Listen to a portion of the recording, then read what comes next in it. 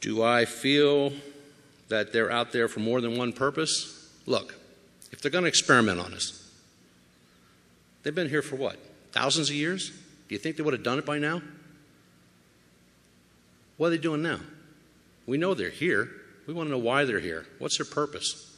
Why are we losing 30,000 people a year? Why are people with abductions shunned? In ufology, you know, if ufology is the Cadillac, abductions are the Chevy. Nobody really wants to know. They don't want to know about the Paranga case. They don't want to know about any cases in Vietnam or people being mutilated in Egypt. But it gets even better. We have a case in Colorado, very recent. And this investigator ain't letting go. He's also an ex-police officer and a MUFON chief investigator. He's called the scene of a car accident.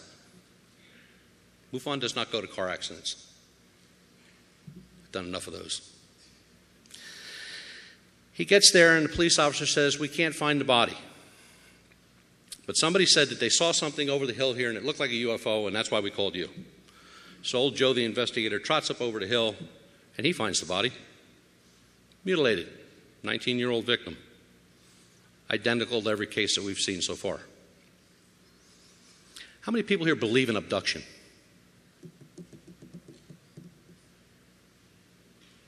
It's true. It does. It happens. It has happened. The Todd Cease case, we're not going to let go of it. That old sergeant up there who thought he was going to have me arrested for harassment, he just bit off more than he can chew. We will find out what happened to Todd Cease. I've been contacted by the family. They're backing me up 100%. First they didn't. First time they called me, they threatened me with a lawsuit. I don't know, shooting my dogs, whatever. They just went berserk. But we will find out what happened. And the human mutilation, after reading these cases and looking into some of this stuff and coming up with some of this stuff, you know, if you see something flying up there and it's close, run like hell. Don't call me. Don't think about anything. Just get out of there. Just go. Because I have no idea what they want. Can't be experimenting. I mean, we're not that sophisticated that it takes 2,000 years to investigate one of us or experiment on us. There are many cases that are just shoved aside or ignored. If you're investigators out there, or you have an interest in this phenomenon, and I got this from Peter Robbins, and I found it to be a very, very true statement. If you want to know about all this stuff, you need to have your own library. Build your own library. Get the books on abduction. There's tons of them out there, written by really great investigators.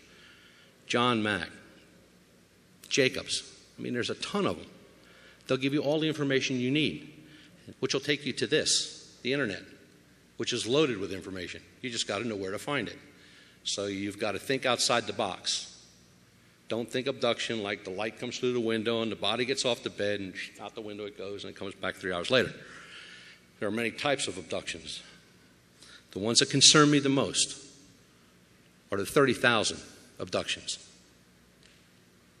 Those are the ones I'm concerned about.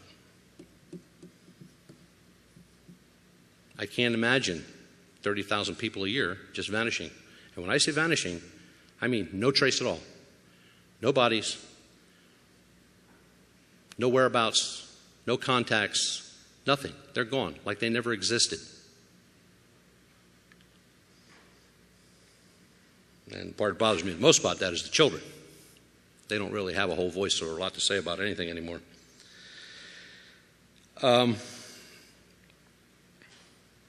There are not that many cases in Pennsylvania that we've encountered with abduction.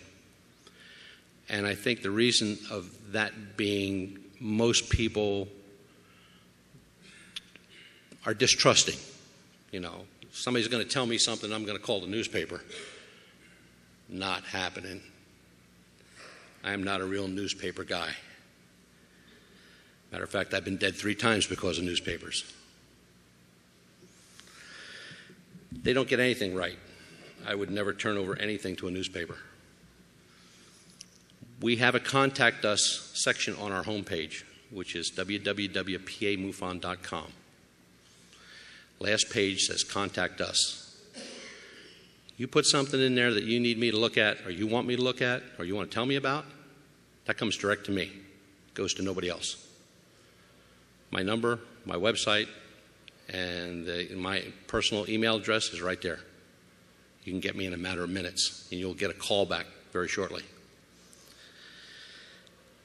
The abduction phenomenon is getting stronger, larger, all the time. There seems to be no let-up. Worldwide, like I said, 2.5 million people a year. What about all the countries that don't report those statistics, like Zambia, Angola, all those third world countries that they don't report anything? So how many more people do we add? I did a statistical check to see on the percentage of change year to year since 1990. High points of abduction were 91, 95, 2001. On average, you get a 1 to 2% increase every year or decrease, one way or the other. In those specific years, you had a 10, 12, and a 14% increase.